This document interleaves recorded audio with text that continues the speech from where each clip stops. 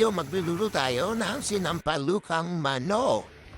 Yan ang ating mga gamitin na ingredients. Manok, grated ginger, bawang sibuyas, grated panglad, talbos ng sampalok, sili buwan ng sampalok, at kamatis.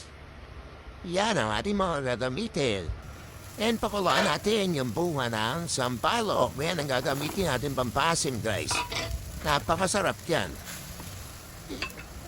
Yan, napakasarap yan, guys. Then, magsaute na tayo ng bawang. Megos-megos na natin yan, guys. And nada natin ang ating sibuyas. Megos-megos lang din namin yan, guys.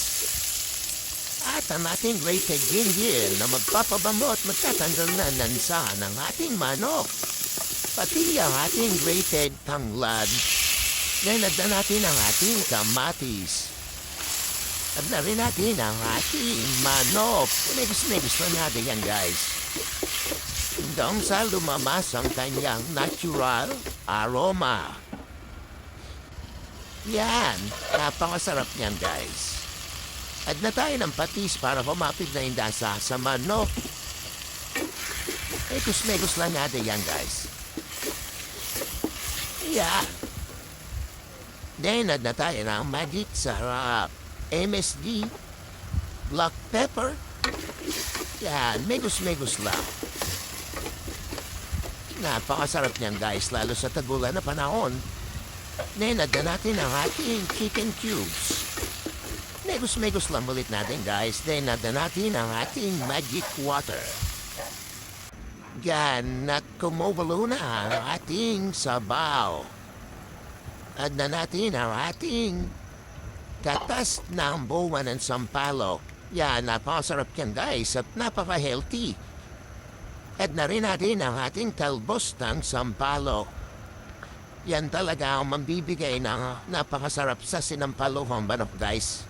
And talbos ng sampalok. Yan, kumukulo na siya, guys.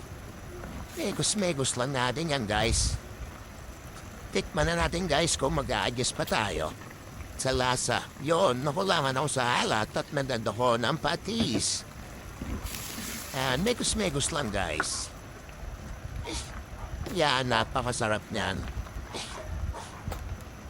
Yan, tikman na natin, guys, kung okay na. Yun, novoloway ka sa akin, napakasarap niyan. Yan ang ating sinampalukang manok. Pretty taste na tayo, guys. Tikman na natin kung gaano kasarap ang sinampalukang manok. Yun.